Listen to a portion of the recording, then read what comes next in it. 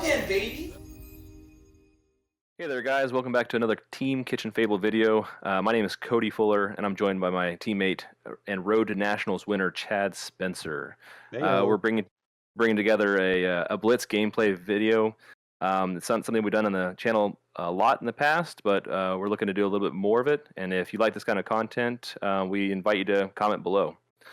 So, both of us, Chad and myself, haven't been featured on the video as much. You know, we're not like Jacob. We're not all as handsome as Jacob and stuff, so we don't get seen as often. However, we're excited about this gameplay video that we have today between two probably lesser known heroes, lesser highlighted heroes in the Blitz meta. First, I'll introduce myself. I'm been a part of Team Kitchen Fable now for, well, ever since it was formulated, and been really excited the whole way through, and really excited for the upcoming ProQuest season. I live in Texas, and I'll let Chad introduce a little bit more of himself. Perfect. Thanks, Cody. Yeah. I, as well, have been on Team Kitchen Table since its inception as well. I was really excited to join it back in the day, kind of threw myself at it, and here I am today. So very proud to be on this team and with all its content going forward. I'm the resident Canadian on the team, and that gets the brunt of many jokes, and it's all just a running gag and fine by me. But other than that, if you want to check out more about me personally, I had an interview with Tyler Broughton a few weeks ago, so feel free to check out that video if you like.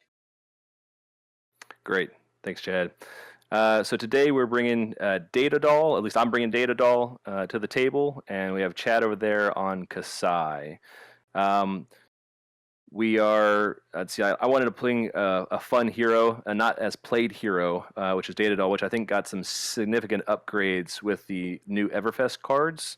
I'll quickly go over kind of a little bit of how the engine works in my deck and highlight a few key specific cards, starting out with one we got in Everfest here with T-Bone. T-Bone is a zero cost attack action card that says if you control a card on the combat chain that was boosted, the defending hero must defend T-Bone with an equipment they control if able. It's important for my deck to have zero cost boost cards, and boosting is a mechanic that allows you to banish the top card of your deck, and if it's a mech card, the attack will gain go again. On our right over here, we have our Dissipation Shield, which is one of our key items of the deck. Essentially, with Data Doll's hero ability, it says whenever a mech knowledge item with cost 2 or less is put into Banish Zone from your deck, put it into the arena. So with the boost mechanic, I'll be looking to boost or banish off the top of my deck a bunch of items, get them in play as quickly as possible to set up my gameplay, my game state. And Dissipation Shield essentially helps protect me as I set up my game state, because unfortunate for me, I only have an intellect of 3, whereas most heroes have an intellect of 4, which means I only draw 3 cards. Circling around to the most key component of what makes Data Doll really tick, and the best upgrade that she got in Everfest is Microprocessor. It is her specialization card and has quite a bit going on the card text itself. Essentially, I can opt with it.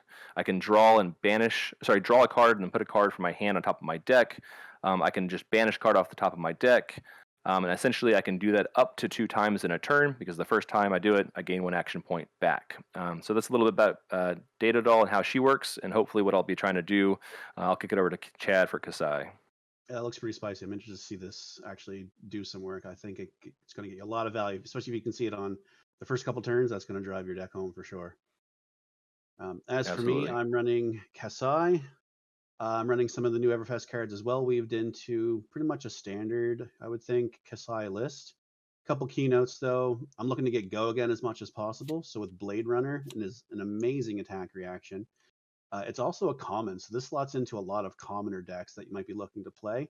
It gives your current weapon Go Again on an attack react, and then gives your next weapon an attack buff. On red, it's 3, yellow being 2, and blue is 1, and all of them grant your first attack Go Again. And it's also note this is an attack reaction, so you don't play it up front like you would with a Driving Blade or even a Spoils of War. This one's a little sneakier, but it kind of gets telegraphed when it's coming. If I just attack with a raw saber with no Go Again behind it, you can almost guarantee that this card's falling up. On the left here, we have an Oath of Steel. I'm running this as a one of in this list, more because I think it's a combo piece as a finisher, more than something I'd like to see it through the mid game. It pairs really well with Blood on Her Hands. It's also good by itself, but if I can pull off the 2-card combo, this puts in a lot of work. So I think one of is good for me. It says whenever you attack with a weapon this turn, you would put a +1 counter on it, and then at the beginning of your end phase, you remove all counters off of weapons you control. It doesn't apply to this build, but interestingly enough, if you have a Dawn Blade, say in a Dorinthia build, and you've got 2 counters on it, and you drop this card, all of those counters also go away that you've built up. So it's kind of a risk-reward situation. So be careful with that one. And then the marquee card of the deck is Kassai's Blood on Her Hands, her specialization. And this card's absolutely nuts, just absolutely nuts. You can spend up to 6 coppers, and essentially you can give each one of your weapons a +1 power while it's attacking till end of turn. Each of your weapons can gain go again till end of turn, and each of your weapons can attack twice. So it's basically a generic warrior mini Lumina Ascension, more or less, and it comes across that way if I can build up into it. I'm looking to stay away from that card at all possible costs. I think it's going to do some work. All right, Chad, let's jump into it. Slot our decks back in, and we can roll and get it started. I'm definitely excited for this matchup. I wish you luck on your roll. I hope you roll Snake Eyes. I think it's really important for Datadoll going first. She wants to get as many items on the board, and heck yeah, let's get it going. There you go. 11. Close. All right. We're playing on our equipment side. I'm playing Arcanite Skullcap for the defense value. Goliath Gauntlets, hopefully to buff up some of my 2-cost attacks, which won't be too many. Technical Foundry Heart, which will allow me to banish more cards, and Achilles Accelerators for that additional boost action point. Perfect. And as for me, I've got Valiant Dynamos. This card is amazing in Kassai. I'm looking to attack with bow swords basically every turn. So this is just a free extra block every turn. Courage of Bladehold blocks for 2. And then on the combo turn with the Blood on Her Hands, this makes your swords free, which can really drive a combo home. Brageforge Bracers is mostly a block too. Occasionally, I'll be able to squeeze a resource in to make my second attack stronger. And then good old Skullcap just for the head block. Good deal. All right. I want to draw 4 cards. Oh, wait. No, I'm only going to draw 3. Judge? Here we go. All right. So we get to kick it off with our newest edition of our first boost card, and we're going to put this on the chain. We are going to boost. Do we get an item? Oh my gosh. All right, off we go. Through Datadoll's ability and the boost of T-Bone, we banished a Technical Pounder, and it comes into play with 3 steam counters. We're getting rolling early. Thankfully, it misses the trigger chain to gain the power spike off that. That's correct. Yes, I won't remove this one so this first attack won't get +2. But all my next attacks on the first once per turn effect will gain +2 if I boost them. It's great. Seems like the only way that could be better if you hit the microprocessor right there. That's a really good start. So I need to block now, and I got to block on the equipment. So I think the Dynamos just comes right up as it's basically a free block every single turn I want to use it. Absolutely. He's go again. He's got 2 cards. I think I'll just proceed to block like that and take 2. Yep, no reactions for me. No, it's actually just a blue, so it's only coming in for 1, Chad. Oh, even better. Yeah, so just a 1-on-1 block. There we go. You know what? I thought it was red. I need all the advantages I can get, but I feel for Kassai sometimes too. I'm going to activate my Technical Foundry Heart by pitching this Pour the Mold. It is an important card, can allow me to get an extra item in play, but in this time I need to start banishing cards off the top, hopefully getting more items. Oh, we've hit 2 for 2. We're getting started. Hyperdriver is another item, comes into play with 3 steam counters, and it's a once per turn effect, much like Technical Pounder. If I boost, I gain 1 resource. That's my first card, and so I actually gain an action point, or so I gain a resource from Technical Foundry Heart. Second card we banish is another Technical Pounder. Wow. Yes, Datadoll's working. Wow. I hope everyone takes this to their local armies. Sorry, this was an action. Technical Foundry Heart was an action point, so this does clear the combat chain. Man, I am really getting set up for success here early, which is fantastic to see. I actually gained another resource from the Technical Foundry Heart because these were both Mechanologist cards. Technical Foundry Heart says pay a resource, banish the top 2 cards of your deck. gain a resource for each mechnologist card banished this way. I banish 2, so I get 2 resources. I'll spend one of them to load my weapon up and put a steam counter on my Tecmo Plasma pistol.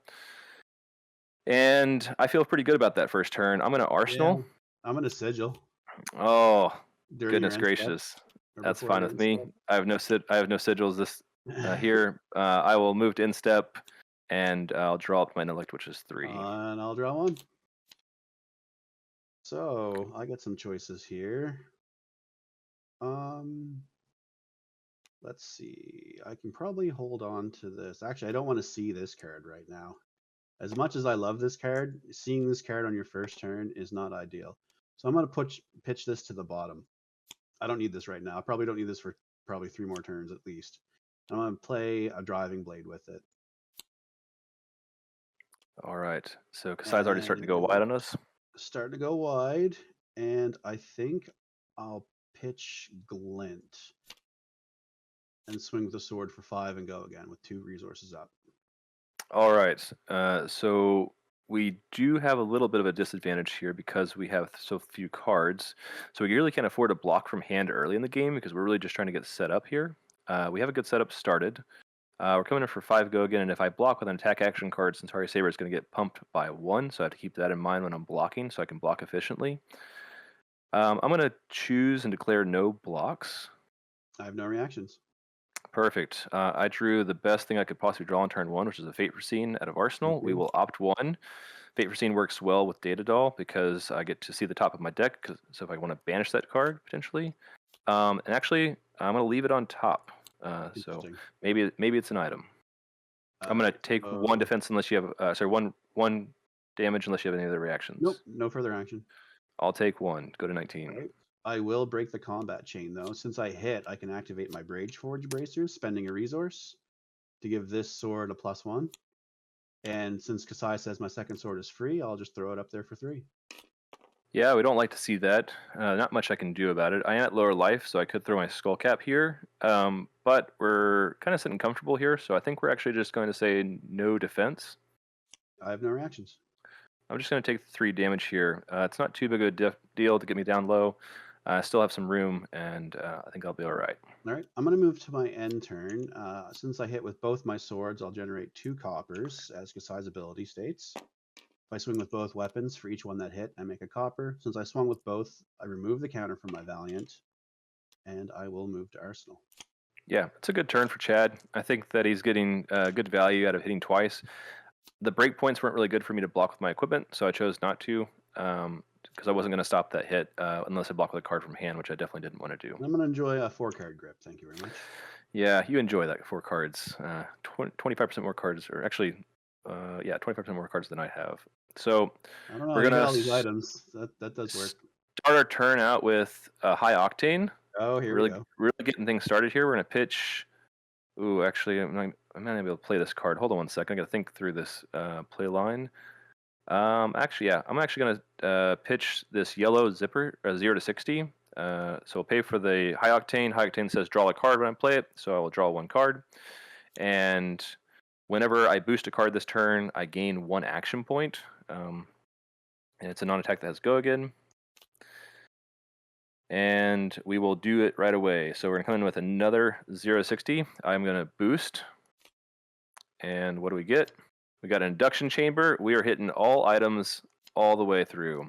Induction chamber is a great item I want to see off the top of my deck. So we have coming in, since I boosted this turn, there's a couple of things that happen.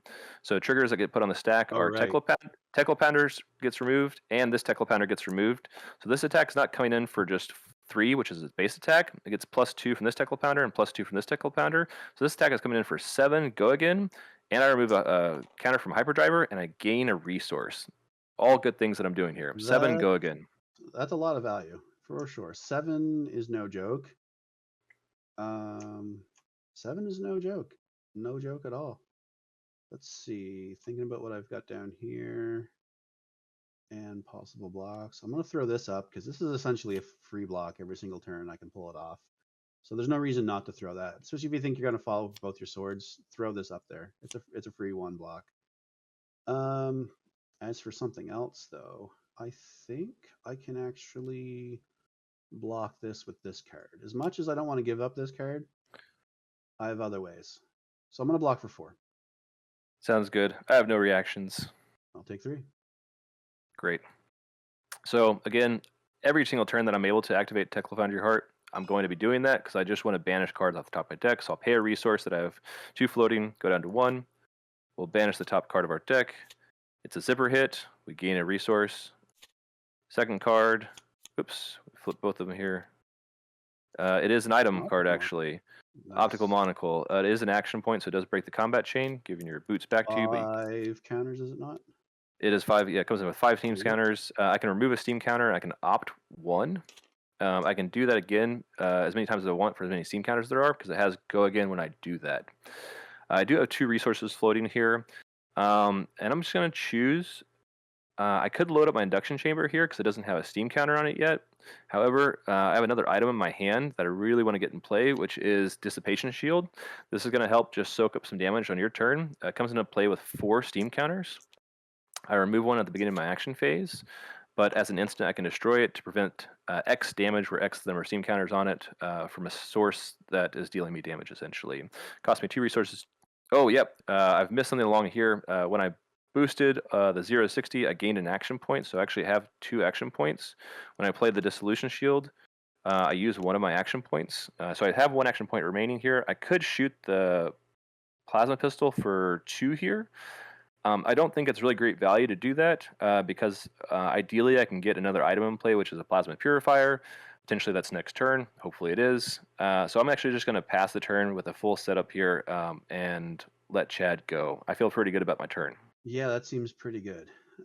2 turns and 5 items. That's pretty good rate. 6 items. Yeah. Doing good things over here. Good. Very good. Let's see. I have this down here. So I will simply swing a sword, and I'm going to pitch a blue to do it. Sure. So I do want to soak some damage here and try to prevent Chad from just stacking coppers over there and dropping a blood on her hands. So I am going to try to prevent this sword from hitting, maybe thinking he has a Blade Runner, so this sword is not going to get pumped. So I'm going to choose to block my Arcanite Skullcap for 2. Yep. Good call. Like I said in the intro, it's kind of obvious when I'm going to dump this card out, since I don't have go again now, so safe to bet that I'm going to play it. Or maybe I could ramp some attack actions into this and just force damage over. But it is Blade Runner, so this will gain go again, and my next sword gains a +2 power spike. Sounds good. Means it doesn't hit, doesn't get another copper, so I'm good about that. Correct. I feel good about that block. And then since my second sword's free, throw it up there for 4. Ooh, 4. All right, 4 is a lot of damage. I do have my Dissipation Shield in play. Looking at using this one this turn to try to save my equipment blocks for more damage later in the game. I don't want to block from hand because I need these cards to dump more items in play, so I'm going to say no defense here. No defense. I have no reacts. I'm going to choose to trigger my Dissipation Shield and target Centauri Saber here, preventing the next 4 damage. I could react still here. Absolutely. I want to. I don't think it's worth the burn, so I'm going to say no reacts. Sure. Sounds good to me. I take no damage. All right. I still attack with both my swords, so I remove the counter off the dynamo, and I'm going to move to Arsenal. I didn't hit with my weapons, though, so I don't make any coppers this turn. Completely understood. I'm going to change some dice out here, quick colors, to make them all match. All right. So we're doing good things. No triggers at the start of turn yet. We're going to start our turn out by attacking with, I'm going to put on the time chain, attacking with T-Bone. I am going to boost. My boost is an Absorption Dome. Wow, we are just firing on all boost cylinders. Things are moving fantastic. So Absorption Dome says it's actually an item that came out of Crucible of War. It costs 0 to play, but I boosted with dash, so I get to banish it for free, put it in play. When it enters the arena with steam counters on it equal to the number of times you've boosted this turn. So that's 1 for me personally, so it comes into play with 1 counter. If you dealt damage, remove that many steam counters from Absorption Dome instead. Prevent that damage dealt equal to the number of steam counters removed this way. and then when Absorption Zone has no steam counters, destroy it. So essentially, it's like a mini Dissipation Shield right now because I've only boosted one time. So 3. So there's some triggers that get happen here. Both my Tekla Pounders get triggered. A counter here, which means I get plus 4 on this attack. I'll put a dice on it to represent it. As well as Hyperdriver. Where is Hyperdriver? Right here. And because I've boosted this turn, I get a gain a resource. So this attack is coming in for a hefty 7 with Go Again. And I have to block with equipment because it's T-Bone. That's right. At least one piece of equipment. That's right. It's an easy choice for you. I mean, it's a pretty easy dunk. So we get a lot of value out of this Dynamos in this matchup. You just get a lot of value out of Dynamos in general. What else can I afford here? I think I can afford 1 extra card. So I will block for 4. I don't think I need equipment yet. Still at a full life total, so 4 is fine here. Sounds good. I have no reactions. I'll take 3. Sounds good. See, we love to see Chad blocking with cards out of hand, which means just kind of reduces his damage output, hopefully on his turn back at us. That's what we're thinking. So we're going to trigger our Tekla Foundry Heart here. It's an action, so it's going to break the chain. We're going to pay the resource that we gained from Hyperdriver to do that. Go down to 0 resources. We will banish 1 card here. It's a 0 to 60. We don't like to see that. We, however, will gain a resource from it from Tekla Foundry Heart. Banish the 2nd card, and there's another Optical Monocle. I shouldn't have done that. I was getting too greedy and too thinking that I was just going to hit items all day long. So I should have leveraged my other Optical Monocle and played to look at those cards beforehand, but I didn't do that. So it's kind of shame on. You have 10 ops. How many more ops do you need? Well, we're going to start using them. So we're going to go ahead and activate this Optical Monocle here. Go down to 4 steam counters on this one, and we're going to opt 1. What we're looking to do here is we're really looking to dig for our key card. And these ones here, I'm going to do it again. So remove a steam counter, we'll opt again. Lo and behold, what do we get? So we are going to put this zipper hit. We're going to pay a resource from the 2 floating that we have. These Tekla Pounders will not activate because they're once per turn effects. Same thing with Hyperdriver, and we've already used them this turn. So we do boost. We're going to banish our key card here. So this is going to really help drive what we're doing faster. Kind of running out of room on the board. Sorry about there, Chad, if you're getting claustrophobic. But this attack from zipper hits getting coming in for 4. Go again. 4 with Go Again. Good grief. Yeah, you're getting tons of value out of this. You can still, yes. And you can still use the item, and we'll give you an action back because it was the first time you've used the item this turn. Seems doing good. Good things. We're doing good things. Good. And keeping pressure up on me. Seems good. I don't really want to lose more cards out of my hand at this exact moment, so I'm just going to throw a Bracers up and soak up 2 of it. Sounds good. I'm not going to have any reactions to that. All right, I'll take 2. Great. So this is really where we get to show off microprocessor's power. So because we have these optical monocles in play, we can really just opt until we get to another item that we want to see and just let microprocessor banish that item. Because right now we have 1 card in hand, and unfortunately it's not a card that we can use microprocessor's ability to draw a card and put a card on top of our deck. So we're actually just going to keep on opting with these monocles and really get the utility out of them now before... And that does break the combat chain, so I do get my armor back. Absolutely true. It is an action when I activate Optical Monocle. So we got an interesting item that we've come up to the top of our deck that I think... I got to read a couple of things here. Yep, so we're going to leave this on top. We're going to go ahead and activate our microprocessor the first time. We'll just go ahead and tap it to the side. And we're going to choose the mode on it. Each one of its effects is a once per turn action. And I'm going to choose Banish the top card of my deck. Because I saw it with Optical Monocle, I knew what it is. It's going to be an item, isn't it? Yeah. It's going to be another item. And it's going to be another Absorption Dome. And so we've boosted twice this turn. So this Absorption Dome comes into play with 2 steam counters. So now we're going to be able to soak up potentially 3 damage. We might get into some ruling question here because there's some replacement effects, and we all know what replacement effects is. If you watched our previous video, Jacob explained a bunch of replacement effects, which is great. So go watch that video if you haven't. Now we're kind of stuck in a weird spot here. We have 1 resource floating. We're going to go ahead and sink that resource that we have floating into our induction chamber because we don't have that powered up just yet. And gonna think just here a quick second.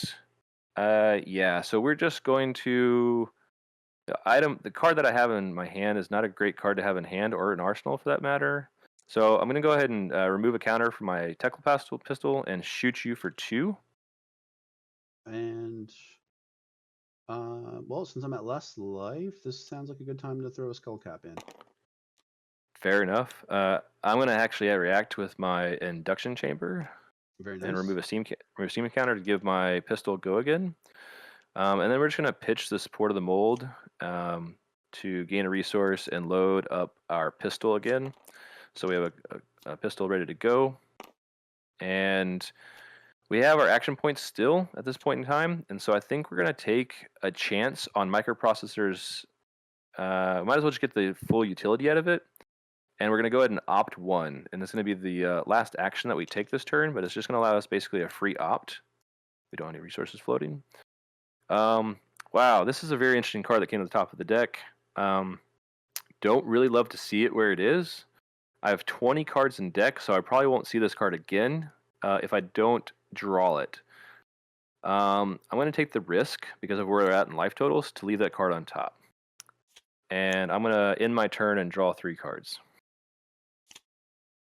Oh, so you're just playing solitaire over there at this point. It's pretty cool. A little bit like Kano almost. Oh, a little bit, but that's awesome. All right.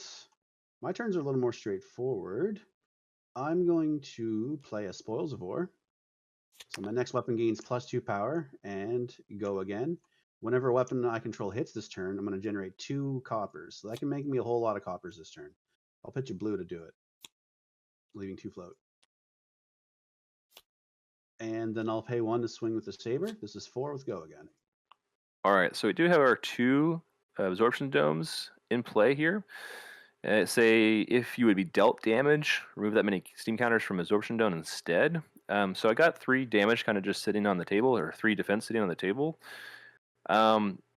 We don't want this to hit because we don't want to just like let him stack up copper. And this is 4 go again, you said? Yes.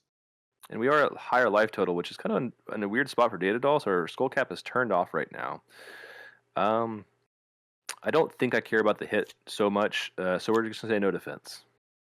I have no reactions. Great. I will... so Absorption Domes trigger because I would be dealt damage. So this counter is going to come off this Absorption Dome, and these 2 counters are going to come off this Absorption Dome, and they're going to soak up 3 damage. And I will take 1.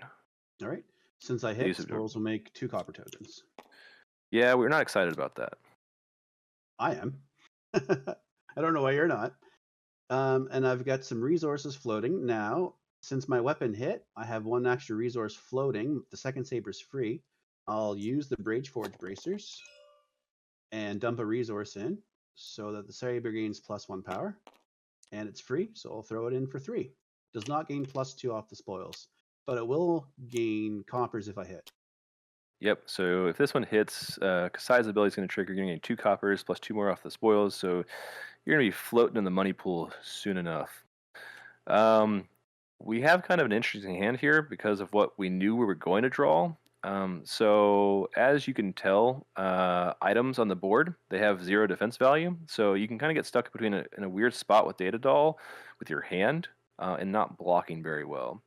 I did take 1 damage, and we're now at equal life. However, that's not going to activate my skull cap to turn on this hit. I don't think I'm going to conserve life, so I'm not going to block the damage here because I need my hand. So we're just going to say no defense. All right, I do have a reaction. It's a new card from Everfest in the swing. So I can only play it if I've attacked 2 or more times with my weapons, which I have, and this weapon will gain +3. So it's now 6 total power. Yep, that hurts. We don't have any defense reactions, so we're taking 6 damage. We're going to 9. Okay. Since this weapon hit, I'll make 2 more coppers from the Spoils of War. And then I'll proceed to my end phase. Since I hit with both my swords, Kassai will say make 2 more coppers, so I go to 8 coppers. I'll take the counter off the dynamos again. And then I'll clean up. I sure hope you're playing Knick-Knack Bric-a-Brac. All right. Great. We're still sitting in a decent spot here. We are starting to take a little more damage than we want to, but we got a little bit of run room. So we are gonna kick it off with a T-Bone. It's a 0-cost boost card. So a couple things are gonna happen. We're gonna boost. It is a throttle, so it's gonna gain go again. Then as a once per turn effect, we're gonna move this Tekla Pounder counter, this Tekla Pounder counter, and that's gonna give our attack +4, plus this Hyperdriver counter to gain a resource because we've boosted this turn. So this attack is coming in for 5 go again. Okay. 5's not as scary as some of the bigger ones this deck can push out, but 5's still decent. And I have to block it with an armor, so we might as well get value out of our dynamos. And Oh. 4 more. And you still have 2 cards. You boosted away a non-item card for once. That's nice to see. Let's think here. I think I will be okay if I block with this Out for Blood. And I'll block 4 total. Sounds good. So I have no reactions. You'll take 1. Take 1. Yep. So I'm really, really doing myself some injustices here, and not getting my engine started sooner with optical monocles and making sure I can banish these items. So that's my infamiliarity with playing Data Doll, but I'm recognizing it pretty soon. So we are going to start that process now because we do have a resource that we're probably going to sink into Tekla Foundry Heart. So we're going to go ahead and start opting. We're going to remove a steam counter. It does break the combat chain, so it gives you your boots back, although you can't block with them again. We're opting here. We're gonna bottom this card. We're gonna remove another steam counter from this optical monocle, and we're gonna look at this card, and it is gonna be bottomed. This has no steam counters, so it gets destroyed. We're just gonna dig into our other optical monocle here. Oh, I apologize. These Tekla Pounder is destroyed because it has no steam counters. When I boosted, this Tekla Pounder is destroyed, and this Hyperdriver got destroyed. Apologize for missing those. Looking a little less fearing on the board here. We are going to opt again with our optical monocle.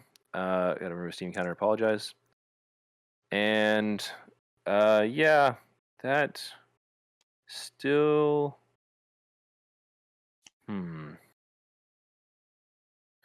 Are we going to get value out of that item? That's the question. Yeah, we'll leave it on top. We'll get it on the board, and we're going to go ahead and activate Tekla Foundry Heart, spending our 1 resource to do so. Going to 0. We'll banish the top card. It is what we knew it was going to be, which is a Hyperdriver. Comes into play with 3 steam counters. We gain a resource from doing so, and then we banish the second card. It is a high octane. I'm happy that's not a good one we wanted to see go. We don't get a chance to to opt between the hits of Tekla Foundry Heart, so we couldn't dig into that to see what was below the Hyperdriver. We just had to take a chance there. It is a Mechanologist card, so we do gain a resource and go to 2. So I have to do a couple things here. I have to get this item in play. I need some resources to do so. And you're at 14 and I'm at 9. So I have to think about what I'm trying to get set up here, and I think this is really important for me to...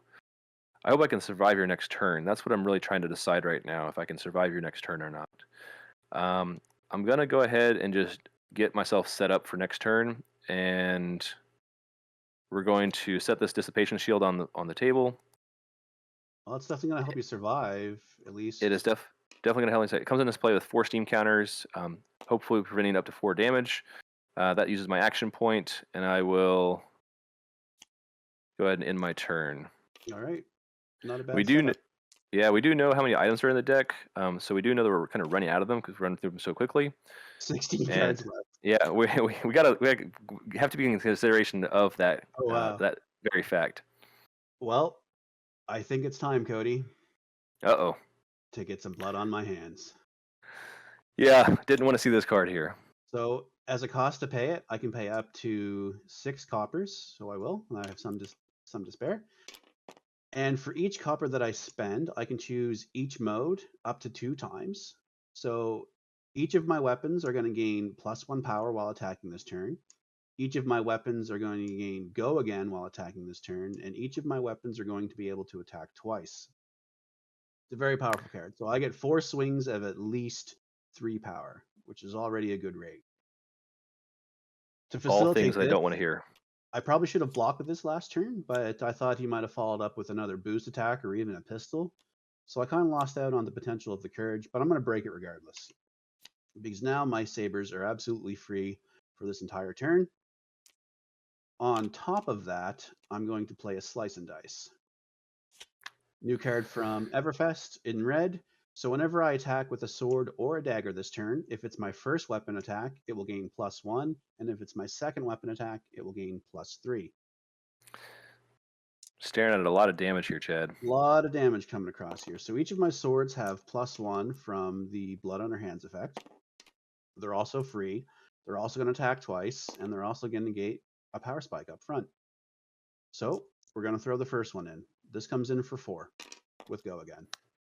So we are at lower life, so our skull cap is active. Just coming in for 4. So we're hoping he doesn't have any floating resources. He does have a card in hand and a card in arsenal. We kind of get worried about how many reactions he possibly plays. Most of his reactions are blade runners, things of that nature. Most of his attack damage is usually dealt up front. So I think we're okay trying to help protect our hand a little bit here and just let our items do the work for us. So we're going to say no defense. Okay, I have no reactions.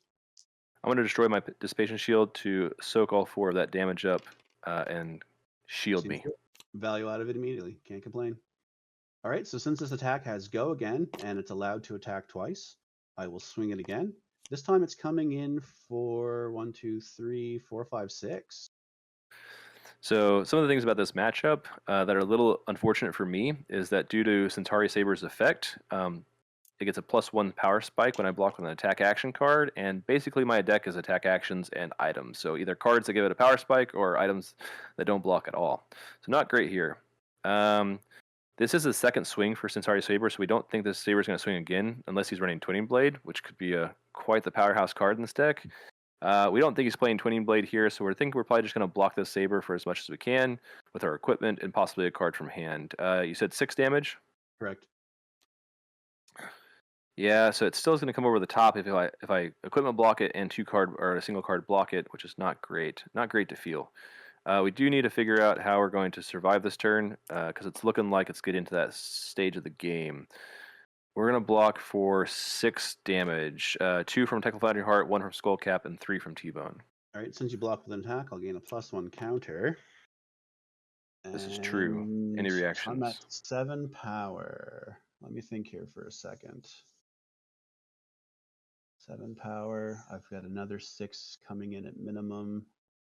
With my other saber, I'm hitting for 1 right now. Put you to That is correct. 8. No reactions. All right. Thankfully, we're only taking 1 in this attack, so we feel pretty good about that. No, that's not bad. So this saber has been spent. I'll leave it tap sideways here, indicating as such. Now I did hit with a weapon, so I can trigger my Brage Forge Bracers. So I will, and I'll pitch a blue to do it. Uh-oh. So I have 2 resources floating. This next sword's next attack will gain a +1 power. It's only for the next attack, though. It doesn't carry on till the end of turn. So I'll swing this sword, and it's coming in for 4. Oops, sorry. That was the Brave Forge counter. If you want to check the Brave Forge counter there. Yeah. Coming in for 4. Yeah. So he's got 2 floating. When you play Warrior and they have 2 floating, and it's kind of this in-game scenario, you always kind of get this question pop in your head: is it a route, and am I just going to get blown out of the water? And I do have to worry about that here because if it is, he just kills me on his next saber swing because of the damage he's going to deal this turn or this swing, which is unfortunate. So this one's coming in for 4, you said? Currently 4. Yeah, this one hurts. This one does hurt. Route, I put it at 7 and would give you the card back, but it does give the power spike to it when I do block with it, which is even worse. All right. Also note, I did use my Brage Forge, so I broke the combat chain. Not that it really matters when you block with your Skull Cap the second time. I did block. But you I did do block my get your armor back. Yep, that's a great point to mention. So that's a very significant overlook. Very, very true. I appreciate the help there, Chad, and I do. I'm probably going to need it this turn. Not going to lie. So we're looking at a 4-powered attack and trying to mitigate damage as much as possible and still try to leave ourselves something to do on our turn. Kind of difficult as Data Doll because of that significant disadvantage of 3 intellect, but we're going to block this one for 4, so put our equipment back on the table. Blocking for 4, 1 from Technical Hand Your Heart and another T-Bone, so your weapon's going to get another spike here. I'm going to get another +1 counter since you block with another attack. And these last till end of turn, so don't think it's only for this attack. Anytime this Centauri Saber triggers, they last until end of turn, which is very important for us. So I'm currently at 5 power. I'm hitting him for 1. I mean, when you thought your line through, Cody, it was very, very accurate. I have a route in Arsenal. I'm going to route that card back to your hand. Uh-oh. See, this is a bad scenario in 2 ways. 1, we're taking a lot more damage, but 2, we gave him the power spike, and he still gets to swing it again. So now you're swinging across for 7? 8. And you're blocking 1. Oh, Because 8. it was 5 + 3. Yep, so we're taking 7 damage here, and I don't think we can. I'm not sure if we can survive this next attack. Oh yeah, we can. We can. All right, and I have 1 more attack with this saber at absolutely free. So it's coming in for 4. This one falls off. Yep. So when I block here again, it'll get yet another power spike from it, which is unfortunate because it will force us to block with our hand, which really just means that we've just given all the tempo away. All right, So we are blocking this for 6. 6. All right, that's block. I have no reaction. And I hit with my sabers 2 times. Yes. That is The first correct. one you block with the shield. The second one clipped for 1 because I used Brage Forge. This one hit and then block. So 2 hits. So I'll gain 2 coppers this turn, which sets me back up in case I draw another blood on our hands. I get my counter off my Dynamos. He has no cards in his hand, which is an excellent position for us. He's at 1 life. Also excellent for us. Feeling backed into a corner over here, not going to lie. And I'll clean up. All right. Doesn't mean we can't do anything on our turn. Oh, he still has lots to do. Yeah, we can still do some things. So we're going to attempt to dig into our deck here with Optical Monocle by removing a steam counter to opt. Yeah, that's an interesting one. We'll at least get it in play and pretend like we can survive this turn. So we will activate Microprocessor for the first time, and we will use the Banish ability, and we'll banish off a Plasma Purifier, which is a good item to see. A little late in the game for me to get the best utility at it because I can't fire the thing off too many times. We're going to keep on digging with Optical Monocle and remove a steam counter opt. Okay, so we got into a card that we probably actually want to have in our hand for next turn. So we're probably just going to stop there. And we haven't boosted this turn. And we're not going to be able to get that in play, unfortunately. So we just have to pass the turn at this point in time. I like to see it. I like to see it. I'll Only draw 3 cards, and at 1 life, puts Data Doll in a very, very precarious place. Very little armor left. No armor left, for that matter. I thought there was one on the Achilles, but no, you're out of armor. So I really just need to drive it home. So... Whoops, just shuffling stuff over here. Sorry, don't mind me. I've got an interesting hand over here. So hit and run up front. Wish both modes were active here, but it just gives my next weapon attack go again. I will also slice and dice. So same as last turn. My first attack gains +1. My second attack gains +3. And then I'll pitch a red to pay for the first sword swing. Coming in for 3 with go again. 3 with go again. And any floating resources over there? No, I pitched a red. All right. So 3 with go again means that potentially it could be an Iron Song response. That would be really bad for us here, which is unfortunate. That's 3 go again because it hits that perfect break point when I block on an attack action to get over for 1. So we're going to have to play it to the best of our ability, our blocking ability, and say no defense here. And I'll say no reactions. I have a Fate Foreseen to block for 4. Okay. And I'll opt 1. And we'll leave that one on top. Okay. So I have go again from the hit and run. So my second saber is free. This gains the +3 power spike of the Slice and Dice. So this is coming in for 5, which is also a very critical breakpoint. It sure is. Lucky for you, I drew an attack action card and an item that Oh doesn't block no! for anything. So Data Doll is no longer. Rip. Yep, Ripperoonie. all our items couldn't save her this time. My last card, I had an all red hand. My last card was Blade Runner. Well done, Chad. Great game. Excellent game. I think I think you think it's showcased well the potential of Data Doll. You did a lot of things. I had a microprocessor in Arsenal that I couldn't get into play.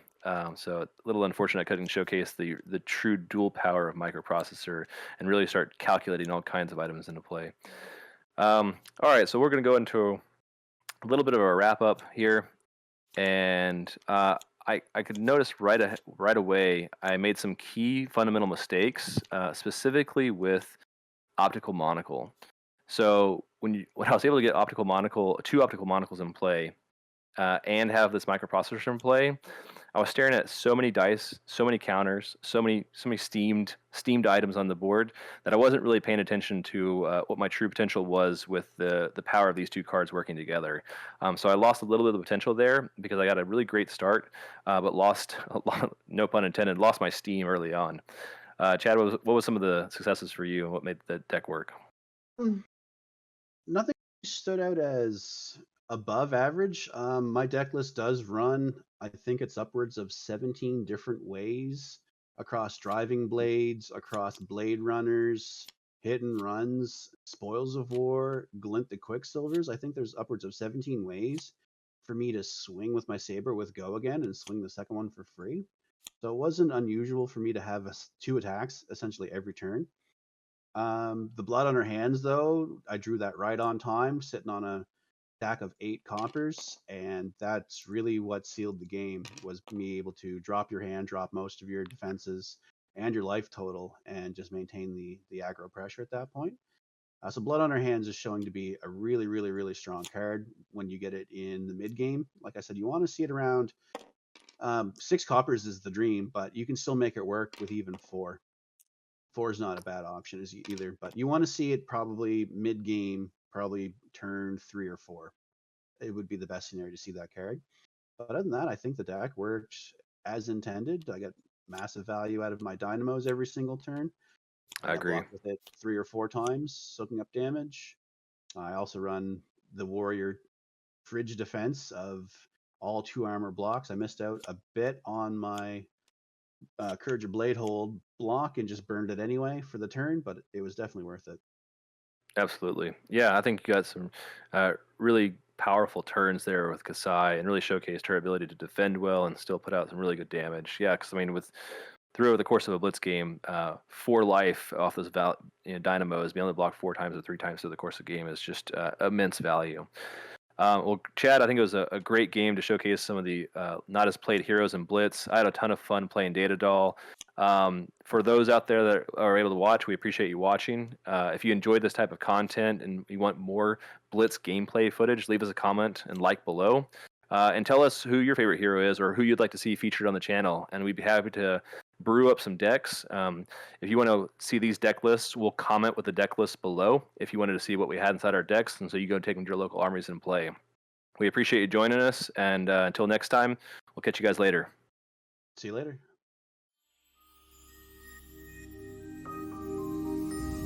Here we go again, baby.